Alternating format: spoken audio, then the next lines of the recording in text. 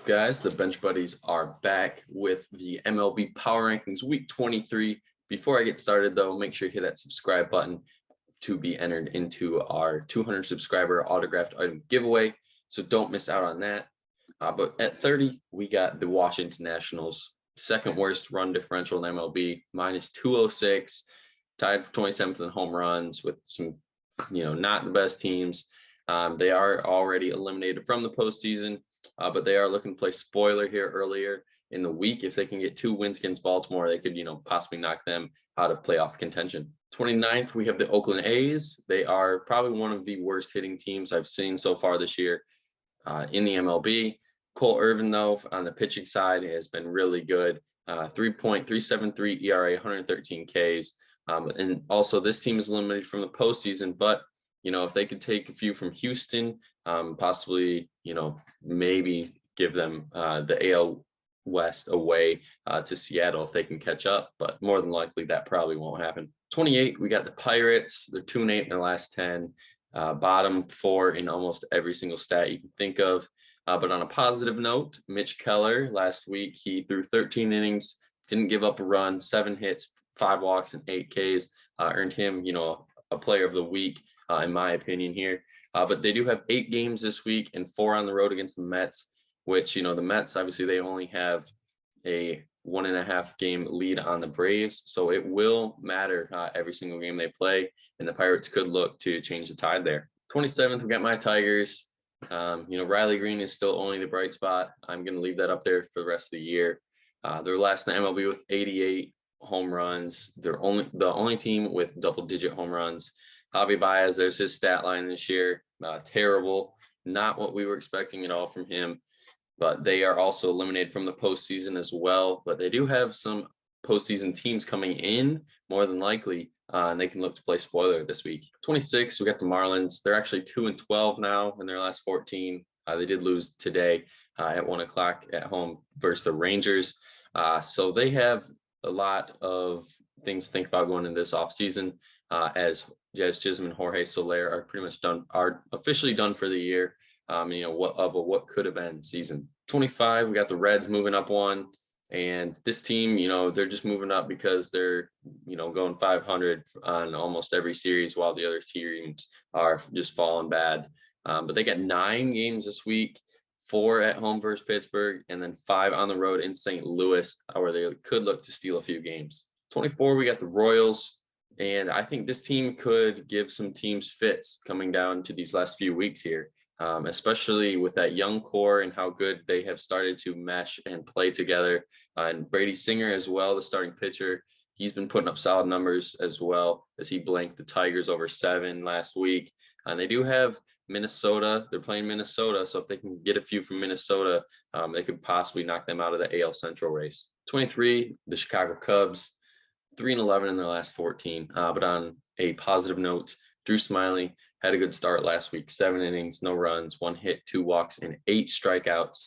And, if you're talking about the hitting side of this, I think it's Ian Happ and Wilson Contreras have been the only, key pieces in that lineup as they look to, get a few more wins here before the season's over. 22, we got the Rangers. They're actually 2-12 in the last 14, but now 3-12 in their last 15 with that win in Miami today.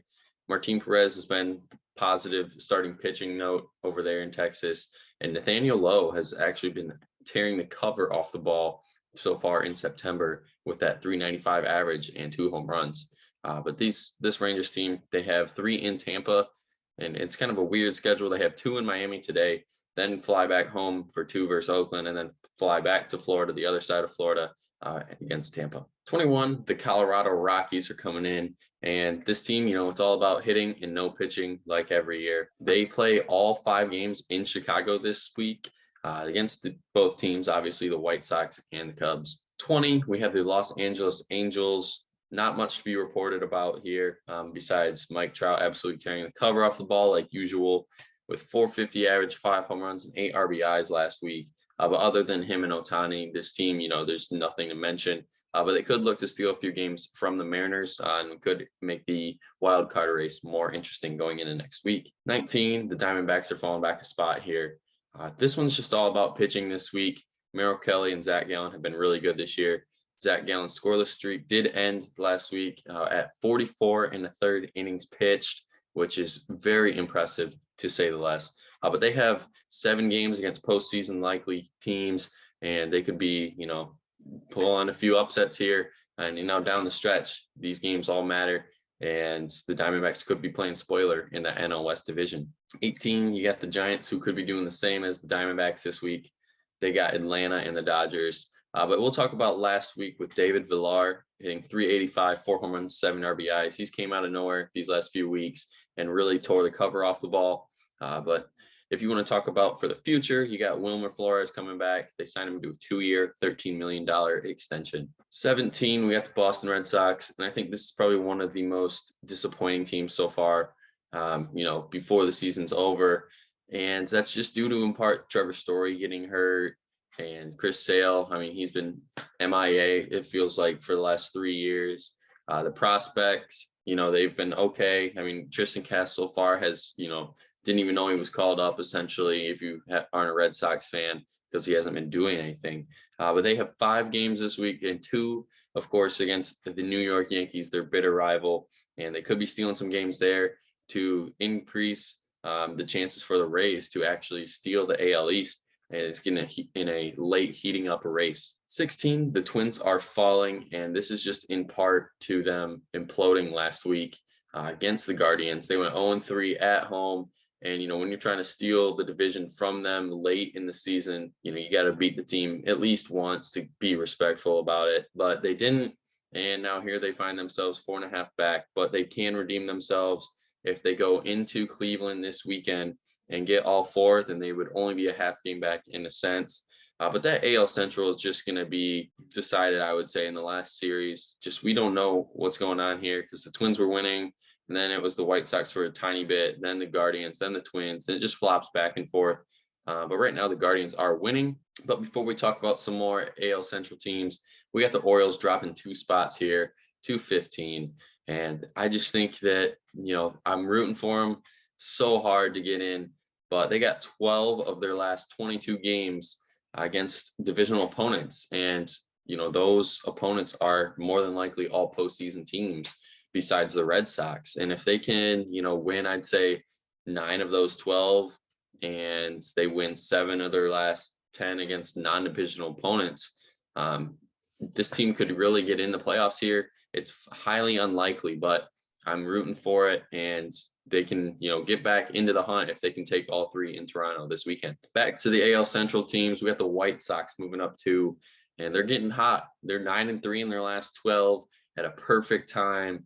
They're going, into Cleveland for a 1-game set, which they could win and get a game back. But they go to Detroit after, and they could, win a lot of games this week versus some very poor teams besides the Guardians 1 game. And I would be not surprised if they come out at least 5-1 or better. 13, you have those AL Central division leading Guardians. They're 5-1 in their last 6, so they're moving up a spot as well.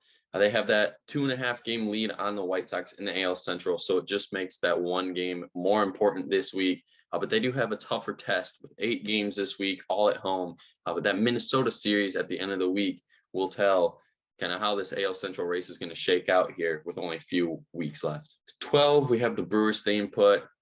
This team is slowly falling apart here.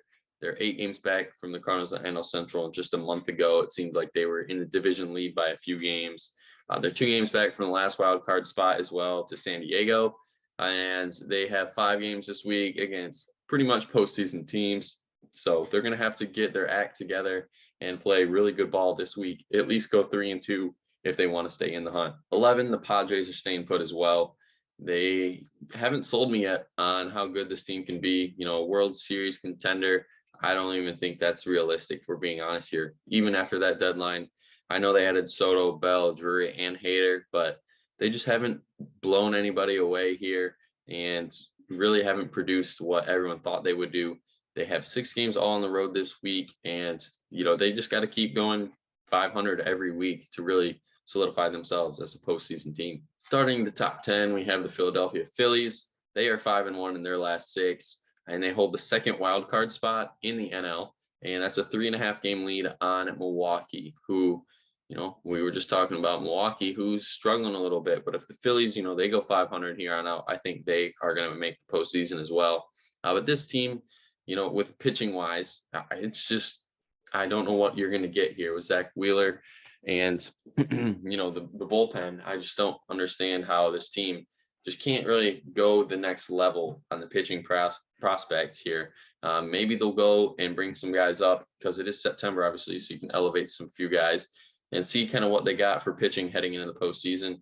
But they got 6 games this week, all on the road and all against divisional opponents as well. And those 3 in Atlanta will be a very tough series as Atlanta is, looking to hold them off and jump the Mets for that division title. 9, we have the Toronto Blue Jays, and probably the best player in baseball last week with Bo Bichette, hitting 3 home runs in a game and 5 total in the week while hitting 500 and 13 RBIs. He was, phenomenal last week and really elevating this team to another level in those games he went off. But will they be able to keep the 3rd spot in the wild card race down the stretch? Is the big question mark. They have that 5.5 game lead on the Orioles, but they have 3 against them at home this week, and it could flip just like that, and it could just be 2.5 game lead going into next week's rankings. But this team just has too much hitting, and I just don't see how they can blow. I mean, I can see how they blow the 5.5 game lead, but I just don't think it's going to happen just because how good this hitting lineup is. And, if they get Nate Pearson as well, who was the top prospect a few years ago, coming back and he returns and is anything what they thought he would be, this Jays team could be very scary going into the postseason. 8, we have the Tampa Bay Rays. They are 9-3 in their last 12. And of course, they're heating up just in time for that postseason run. And you know what? They're going to get probably their 2 best starting pitching back as well with Tyler Glasnow and Shane McClanahan. They are more than likely to return either this weekend or early next week. And they already have a rotation and a bullpen that is 4th best in the MLB in terms of ERA. But the big question mark surrounding those Rays, as every year, is will they have enough bats to contend in the postseason? The last few years, that's what's been holding them back, hitting and not being able to come through in big moments where the pitching has done more than enough to keep them in games. But it's going to be a big early game series this week, 5 in Toronto in a divisional matchup, which could go either way and really vault our power rankings and the AL East standings as well. 7, we got the Seattle Mariners, who are 12-4 in their last 16, one of the healthiest teams in the MLB, and have a very good pitching staff out there in the West. This team, is finally getting the credit they deserve. They went not all in at the deadline, but went for it at the deadline, getting Luis Castillo. His starting pitching staff has been really well, that 3.48 ERA, which is 5th best in the MLB. But if you want to talk about the hitting side of the ball, obviously Julio Rodriguez has been excellent as well, more than likely the rookie of the year. But Eugenio Suarez is hitting 350 last week with 5 home runs and 6 RBIs and really catapulting that team to another level last week. But they have 5 games this week, 2 early against the Padres, which should be a very good little mini series. But then they close with the Angels in LA. 6, we have the Yankees, and slow and steadily, I think this team is going to could be a 1st round exit if you want to say, if they give up that AL East division. They do have that 5.5 game lead on Tampa for the AL East. But as I said, Tampa's got a few tough road games this week. Same with the Yankees. They're going into Boston. Obviously, that's a big rivalry. And then in Milwaukee for teams that, really need to get some wins late. But if you want to talk about the Yankees and the injured list, I mean, I could go on for 10 minutes about that.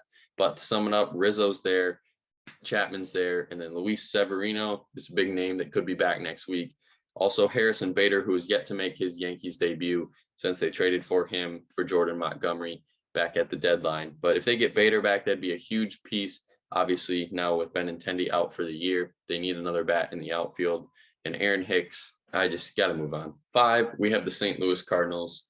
They have the 8 game lead on the Brewers in the NL Central, and it's almost all locked up. But if they do lose these 2 at home versus the Brewers, I would say they do have a chance, because after this week's games, they do have 2 more in Milwaukee. But, if the Cardinals go 2-2 in those, it's pretty much theirs for the taking, the division. they've really just took over since August started. 22-7 in their last 29. Goldschmidt's pretty much the lock for MVP this year, and Pujols has been, just tearing the cover off the ball as well on a home run standpoint. He is only 3 away from 700, so hopefully we can see him do that. But the Cardinals close this week with 5 games at home versus the Reds, and more than likely probably going to win at least 4 of those. 4, we have the New York Mets, and they hold that game-and-a-half lead on Atlanta in the NL East. And I'm looking forward to that series in a week or two, I believe, to really decide where that is going to go. But they're 7-6 in the last 13, and they're hanging on by a thread. They don't have Scherzer currently or Starling Marte. They just put him on IL.